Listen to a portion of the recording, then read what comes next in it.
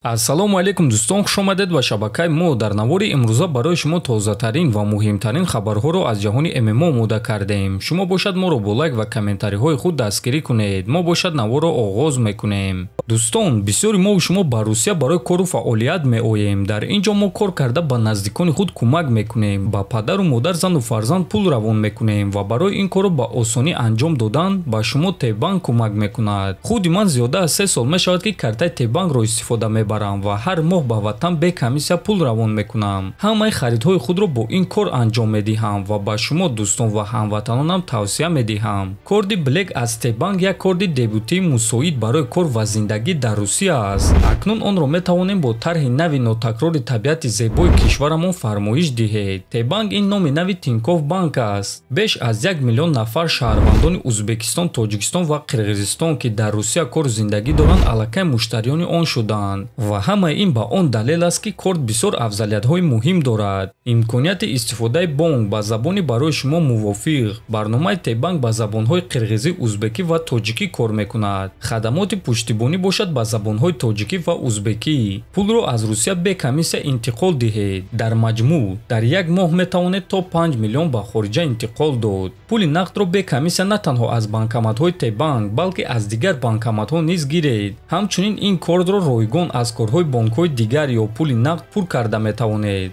Барои дархости корд ба шумо шаҳрвандии Русия лозим нест. Танҳо ба ссилкаи дар описания буда даромада фармоиш диҳед. Кордро ба номи шумо ройгон сабт карда ба ҳама ҷои дар Русия мувофиқ мерасонанд. Шитобед дӯстон, чунки миқдори кордҳое ки табиати нотакрори моро тасвир мекунад маҳдуд аст. Шитобед то барои худ як той аз онро бигиред ва як ёдгории хурде аз ватан ҳамеша бо шумо хоҳад буд. Панҷум рақами рейтинги вазни сабуки UFC Дэн Хукер гуфт ки рақиби навбатии худ киро дидан мехоҳад.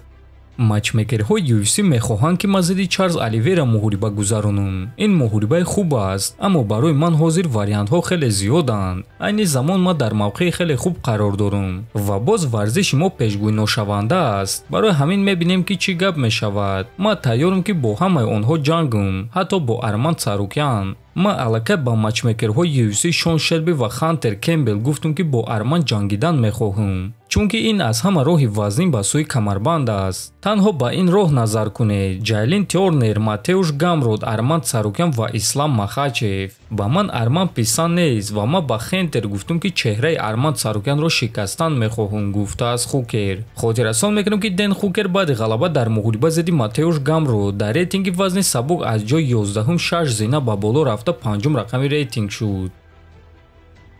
Ҷангори вазни 57 килограмми ЭСА Вартан Асатрян ба ҷангори ҷавони вазни худ Анис Ёқубов ҷавоб дода чунин суханҳо навишт.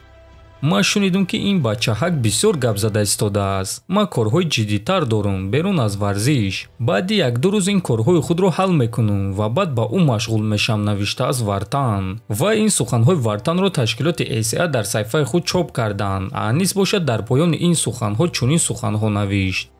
Мӯйсафед, корҳои худро анҷом деҳ ва ба тамринҳо баргард. Ман бар зидди худ дар қафас версияи беҳтарини туро дидан мехоҳам, то ин ки баъд ту баҳона барои худсафедкунӣ накобӣ. Баъди оне ки ман сари туро ба капилкаи худ мегирам, навиштааст Анис. Дӯстон, аз ин ҷо гуфта мешавад ки пеш бурдани ин муҳориба оғоз шуд ва чӣ гуна ки медонед ташкилот ин муҳорибаро моҳи декабр дар турнири ЭСА 182 ташкил кардан мехоҳанд ва агар ки онҳо ин корро карда тавонанд, пас фикр мекунам ки муҳорибаи онҳо хеле муҳорибаи шавқовар хоҳад шуд.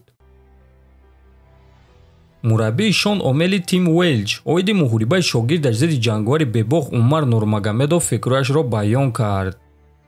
Умар ҷангори хуб тайёр кардааст. Ӯ бо пойҳо бисёр зарба мезанад, бо Ҳабиб Нурмагомедов тамрин мекунад ва ин чиз бешубҳа проблема аст. Аммо Шон доимо аз ҳама ҷангҳои калонро мехоҳад ки таваҷҷӯҳи одамонро ҷалб карда тавонад. Худи ҳозир моро муҳориба зидди мераб интизор аст. Нурмагомедов изофи калоне ҳаст ки ба Шон мотиватсия медиҳад. Агар ки ӯ Умарро ба нокаут равон карда тавонад, пас ба сатҳи дигар мепарояд, гуфтааст Тим. Ва дӯстон бояд қайд кард ки Дана Вайт эълон карда гуфт ки Умар Нурмагомедов довталаби навбатӣ барои камарбанд аст ва ӯ бо ғолиби муҳорибаи Шон Омели ва Мераб Дувалишвили вомехӯрад. Топови ҷангори вазни сабук UFC Майкл Чендлер оиди муҳорибаи Илия Топурия ва Макс Холлоуэй фикрашро баён кард.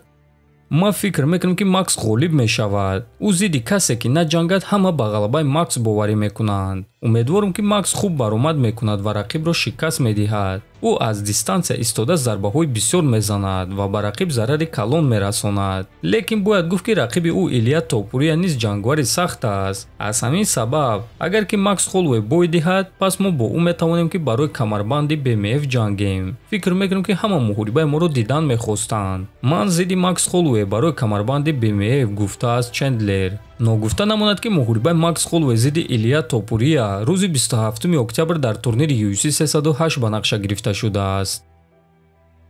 Ракиби Самандар Муродов Ҷонатан Пирсма аз мухорибаи дар пеш истодааш умедҳои калон дорад ва ӯ шаби гузашта дар саҳифаи инстаграми худ чунин суханҳо навишт: ҳафтаи мухориба шоми ин ҷумъа ма ба октагон бармегардум барои аз ҳама имконияти калон дар карьерам мухориба дар майдони UFC Epix барои роҳ ба сӯи UFC.